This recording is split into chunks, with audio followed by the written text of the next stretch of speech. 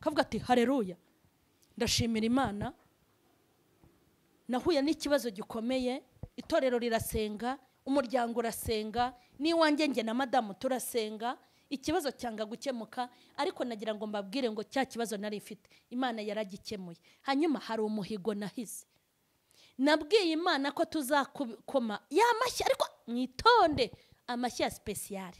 Bakajyaho bati kaci kaci kaci kaci kaci kaci, bakarangiza.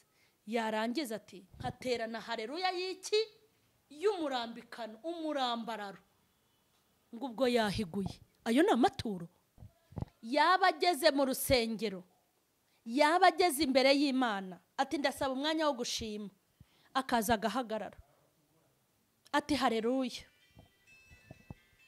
ati haleluya, ndashimira Imana, ndashima Imana, Imana yankoreye ibintu bikomeye.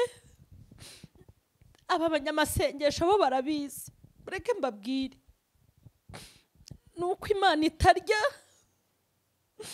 yaba yaryaga nari kuzayitekera inkoko naguze muri nakumati,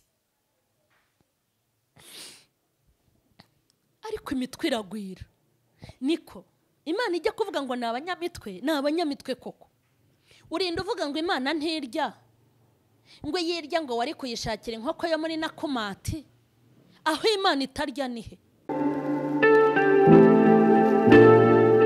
Ndabashuhuje mu izina rya Yesu Kristo w'i Nazareti. Amahoro y'Imana nabe muri mwebwe. Ndabashuhuje abari mu gihugu cy'u Rwanda, mu ntara nyinshi zitandukanye. Ndabasuhuza abo mu bihugu by'abaturanyi, ndetse namwe abo muri Tanzania. Mwararekaranye ngo nago njya mbibuka, ndabibuka cyane, ahubwo nuko mba nabibagiwe.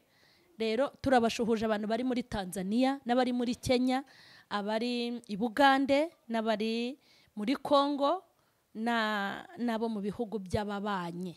Amahoro y'Imana nabe muri mwe. Turasuhuza abo mu bihugu bya Afrika byinshi cyane bitandukanye, byinshi tutavuga muri uyu mwanya. Turasuhuza abo muri Amerika ya ruguru n'iyepfo, abo muri Europe, abo muri Australia, abo muri Aziya. Turasuhuza abasilamu n'abapadiri n'abamasera. Imana y'amahoro ibahe umugisha. Mba ndi kubasuhuza mwese uko mudukurikiranye. Ndasuhuza abapolisi n'abasirikare bagiye gucunga umutekano mu bihugu bitandukanye. Turabashuhuje kandi namwe turabazirikana, ndetse by'umwihariko aba muri iki gihugu cyacu cy'u Rwanda, aho muri mu kazi katoroshye kandi gakomeye, ariko muhumure, amaboko y'Imana ari kumwe namwe, abaganga n'abarimu, namwe abanyeshuri aho muri mwese turabashuhuje mu izina rya Yesu. Uyu mwanya ni umwanya ngiye kubaha ubutumwa nk'uko nagiye mbutambutsa. Nagiye mpabwa ubutumwa bwinshi butandukanye mu byiciro bitandukanye. Hari ubutumwa nahawe muri 2008, hari ubwo nahawe muri 2005, hari ubwo nahawe muri 2010. Buri mwaka hanini Imana igenda impa ubutumwa. Rero nifuje kubukusanyiriza kuri M.Charlene official. Tugeze kuri episode ya 10. Ni ubutumwa rero Imana yampaye, uze kubutandukanya n'ijambo ntegura, uze kubutandukanya n'ingero ngenda ntanga, ndabutanga nk'ubutumwa. Kandi ubutumwa Imana yabuguhaye ntago ugabanya, nta nubwo wongera. Tugiye gusenga kugira ngo Imana idushyigikire muri uyu mwanya. Mana y'amahoro n'amahirwe, Imana igira neza bugacya bukira, turagushimye. Ngushimiye umwanya uteguye kugira ngo ugirire umumaro abana bawe, kandi ngushimiye ko wanteguye nk'igikoresho kugira ngo nkore ibyo ushaka n'ibyo ukeneye uyu mwanya. Nkubereye igikoresho kugira ngo ndangurure mvuge ubutumwa nk'uko wabumpaye. Ndasenze kugira ngo ushyigikire muri uyu mwanya ngiye uvuga, ariko nabumva nabo ubashyigikire bumve, maze ukora icyo ushaka muri nge ndetse no mu bandi, maze ikiri ku mutima wawe gisakare ku isi. Ubuherekeze kandi ubushyigikire, kandi nanjye ushyireho imbaraga zawe nyinshi zikomeye nka zimwe wanyemereye. Uzajya umpagaze muri uyu mwanya, simpahagarare haleluya ngenyine, mpahagarare n'ubundi bubasha, kandi mpahagarare n'ubundi budahangarwa, mpahagarare n'izindi mbaraga za zindi ujya umpa, kugira ngo mbashe gusohoza message nk'uko wayintumye. Urakoze, ndagushimye mu izina rya Yesu, amen. Ubu rero n'ubutumwa Imana yampaye mwarabubonye, hari abatarabashije kubukurikirana ku yandi macano, hari abatarabukurikiranye mu nsengero, uko nagiye ntanga ubutumwa mu nsengero, aho nagendaga nkingurirwa imiryango kandi henshi muri iki gihugu cy'u Rwanda gitandukanye, ndetse n'inarasohoye volume ya mbere n'iya kabiri by'ubu butumwa, nari narasohoyeho bukeya. Hari abantu batarabwumva cyangwa batabubonye, hari n'abatarabubonye bose. Nifuje kubunyuza kuri iyi cano kugira ngo uzabutangire kandi unaburangize. Rero reka turebe ubwo butumwa ngiye kubagezaho episode ya 10. Ni ubutumwa bwitwa ngo bashimisha Imana karimi mu giturisho ntibagire icyo bashyiramo. Reka noneho turebe ijambo ry'Imana rijyanye n'ubwo butumwa. Turebe muri Mariko bice 12 umurongo wa 30. Nuko rero ukundisha Uwiteka Imana yawe umutima wawe wose, n'ubugingo bwawe bwose, n'ubwenge bwawe bwose, n'imbaraga zawe zose. Amen.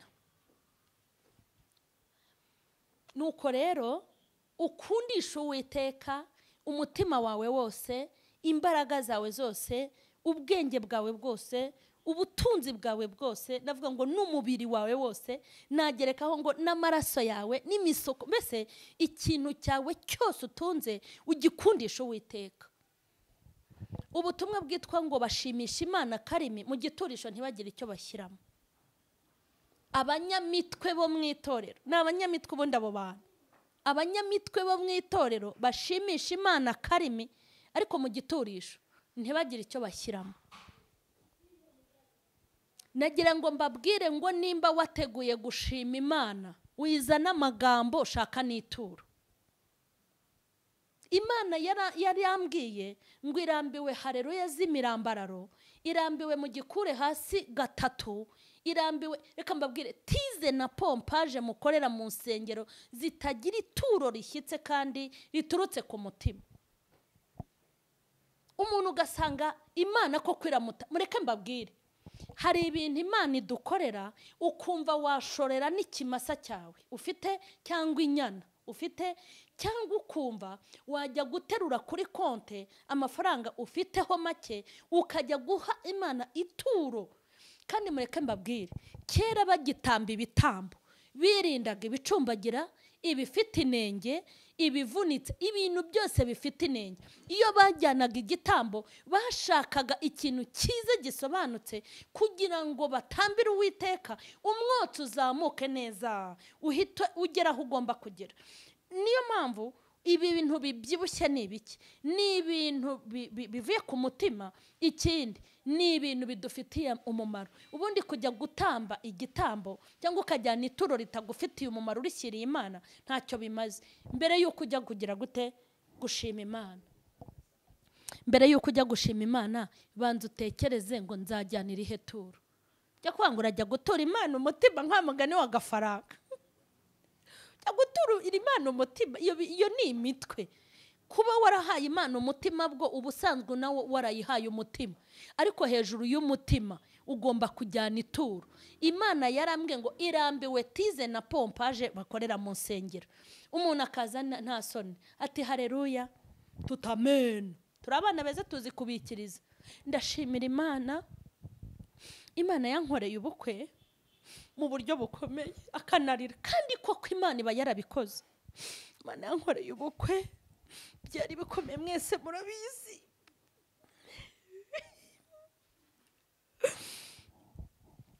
Navuze ko nzapfukama, akaba arapfukamye sha nuko bitahita binkundira nari kubibereka. Navuze ko nzapfukama mu rusengero hanyuma nkayiramburira ibiganza, mu mpera Imana icyubahiro n'amashyi speciale. Ariko mwagiye mureka imitwe.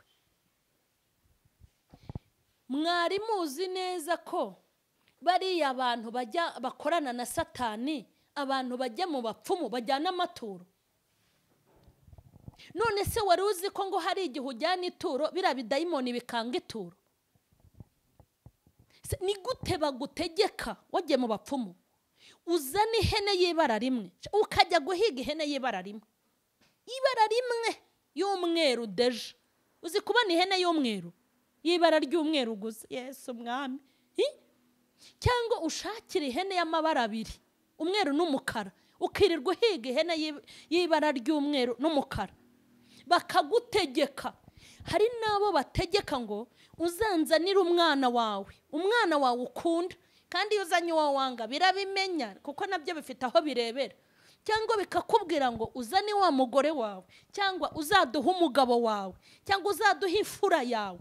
Abantu batambye ibitambo by'abana babo, batamba ibitambo by'abagabo babo, ibaze kugira ngo utange umwana wawe w'igitambo, kugira ngo ikuzimu aba badayimoni bagire ibyo bagukorera. Hanyuma Imana niyo muzaza kwirirwa mukorera tize na pompaje mu rusengero ngo mwayihaye amaturo. Imana yarambwiye ngo irashaka amagambo ashyigikiwe n'ibikorwa.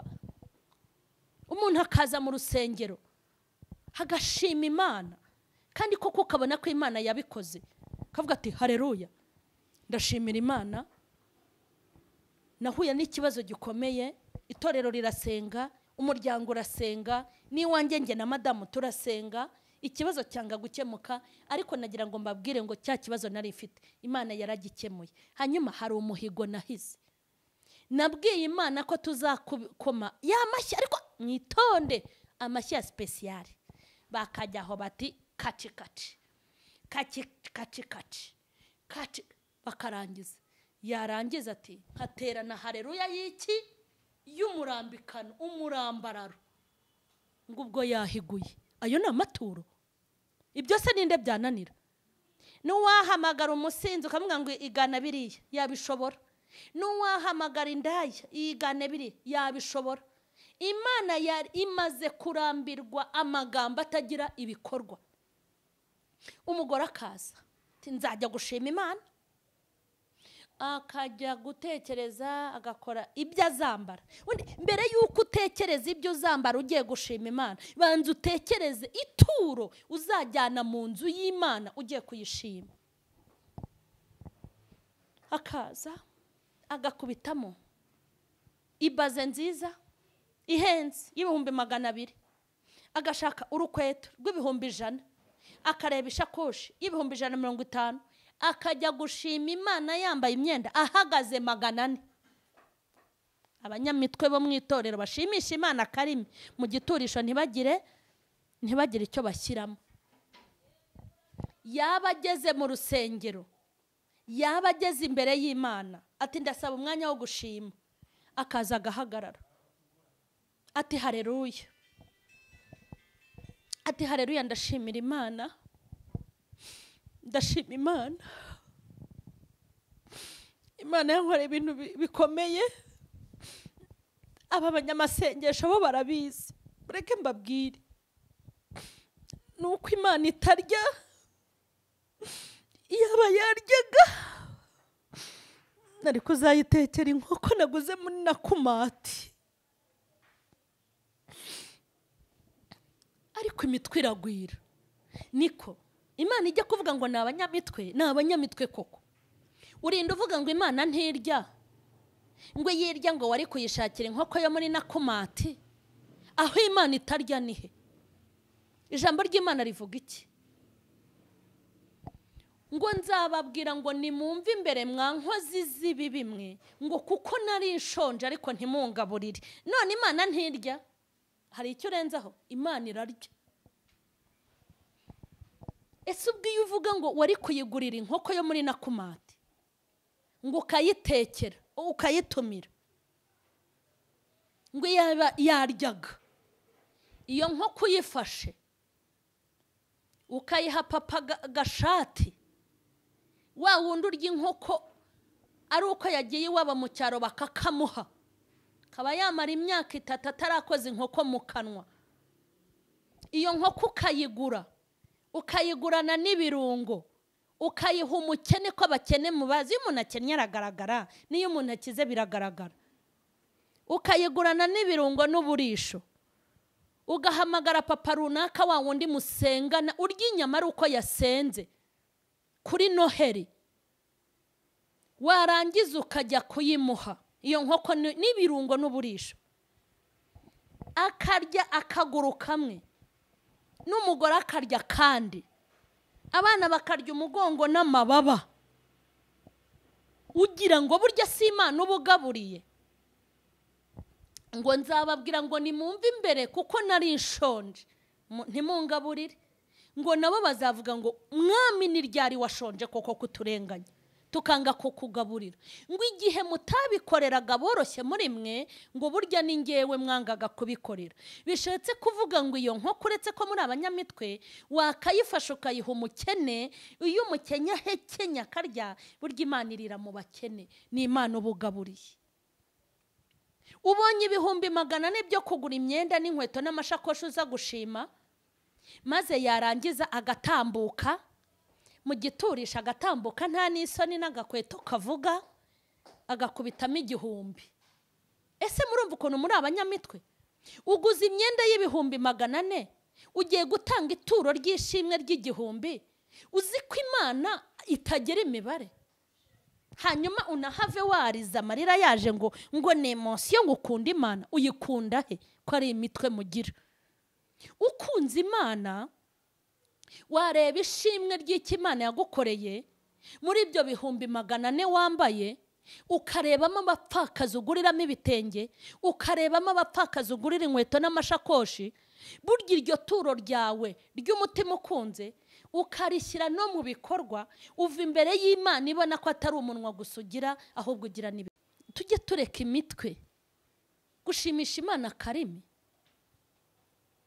Umugabo rega kaza agashima, haleluya haleluya torero, haleluya ndashimira Imana, mwese murabizi ko nakoze impanuka ariko Imana yarandinze ndi muzima, nari nagize akabazo koroshye hano ku maguru ariko ubu ndi muzima. Amarembo ya gereza rwose yari yakinguwe nayinjiyemo ariko Imana yaritamuruye. Ni ukuri mureke mbabwire bene data, ni uko Imana itambara costume nari kuzayitumiriza mu Butaliyani rwose Imana nkayambika. Urumva imitwe ufite? Ariko muri Abanyamitwe wa Imana ntago yambara. Ngo nzababwira ngo nimumve imbere mwankozi z'ibi bimwe kuko nari nambaye ubusa ntimunyambike. Murumva Imana itambara? Iyo costume ufashe papa gashati utarambara ikote kuva yavuka, iminsi muririmbanye n'iminsi umubona mu materaniro wari wamubona mu ikote, iryo kote urifashe ukaritumiza mu Butaliyani, ukareba rwose costume nziza, hari ukuntu abagabo nabo bazi kurimba umukandara n'urukweto bijyanye na kakanu bajya bashyira hano, papa gashati ukamurimbisha agakwikira akaza ku cyumweru, ugira ngo si Imana uba wambitse, maze nawe ubeshye ngo Imana nuko itambara. Aho itambara ni he ko ahubwo muri Abanyamitwe? Iryo kote warebye wa muntu utarambara ikote kuva yavuka, yanambara akambara ikimuruta wagira ngo ni isinde ry'abashumba. Isinde murarizi se? Nge narinzi no kuriboha. Isinde ni ikintu abashumba bitwikiraga mu gihe cy'imvura, bagikora mu birere. Hari umuntu wambara ikote ukagira ngo ni isinde ry'abashumba kubera ko niryo afite ryarajeho ubuki ryaranacitse kimuruta.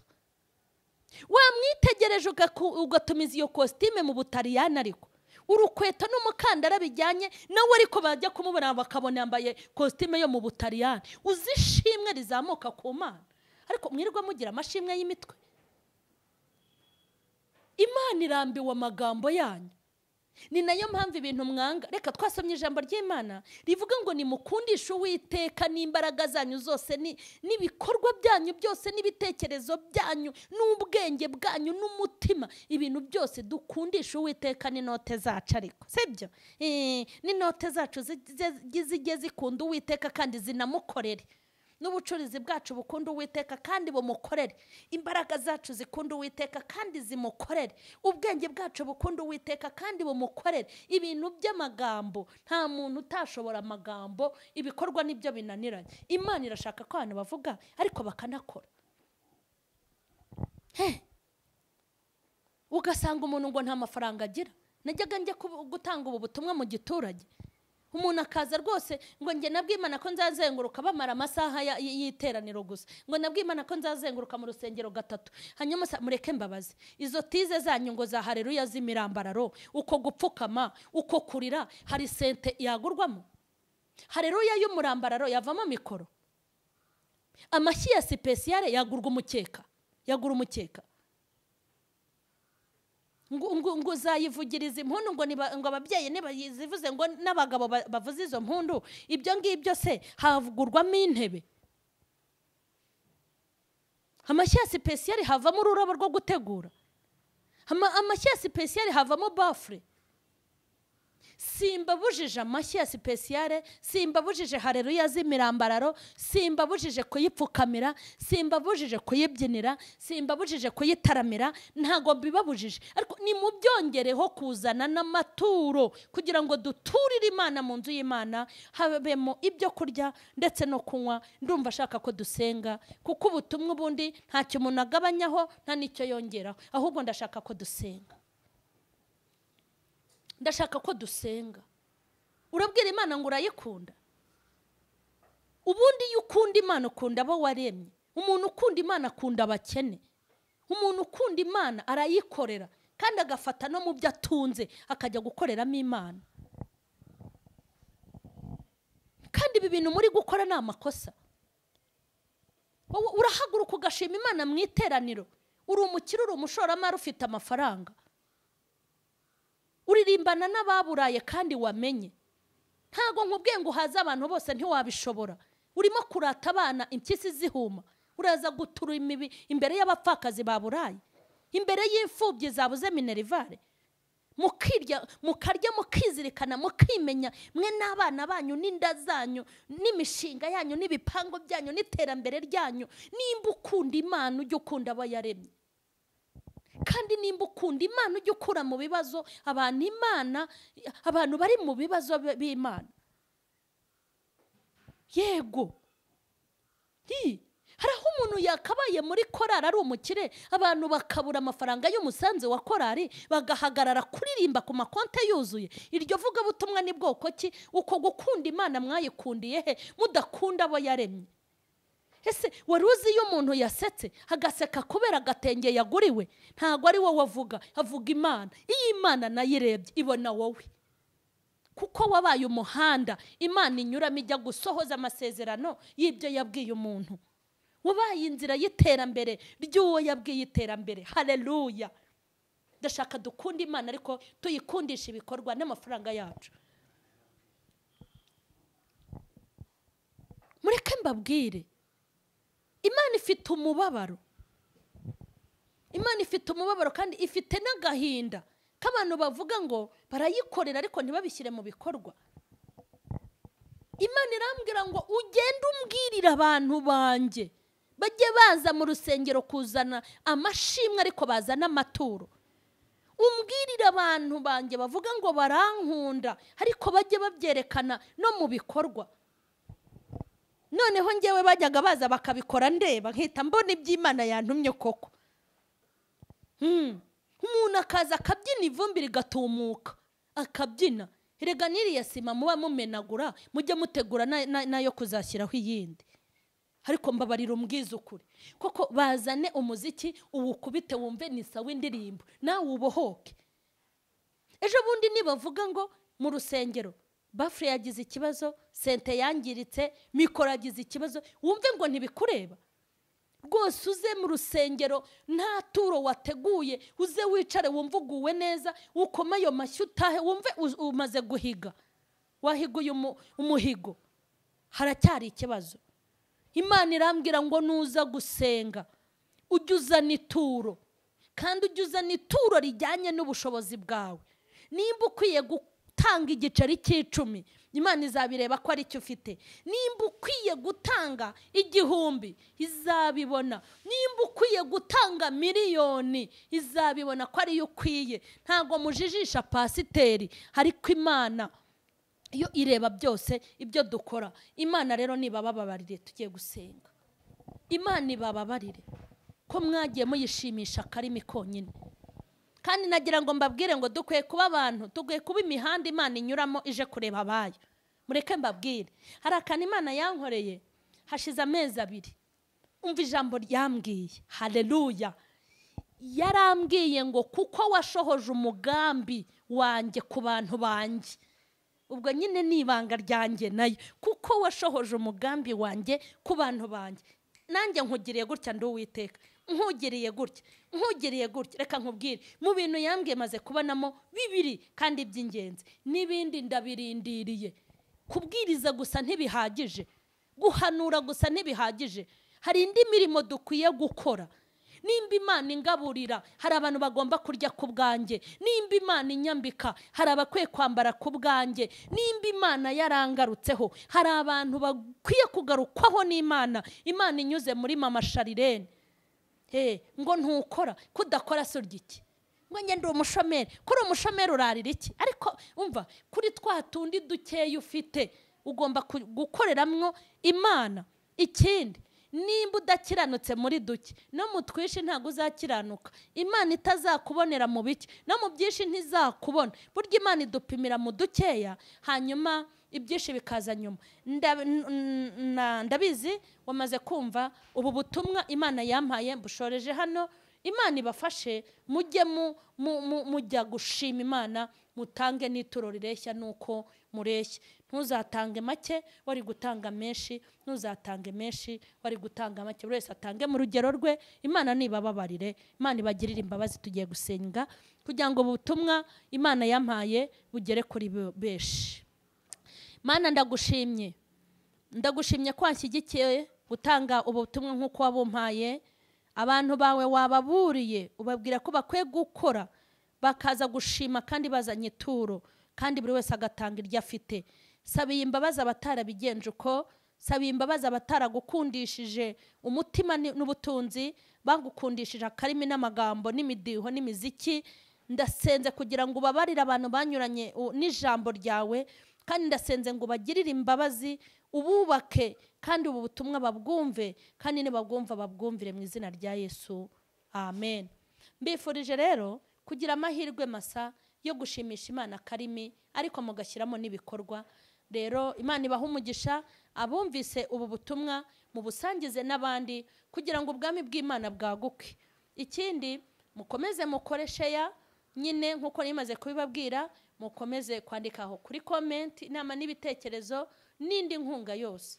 Ikindi nuko nababwira ngo Imana ntiteze kuva mu ijuru ngo ize itwereke icyo gukora, izanyura mu ntumwa no mu bahanuzi. Mbifurije kumva ibyo, kandi mukumva icyo umwuka abwira amatorero. Imana y'amahoro nibahe umugisha.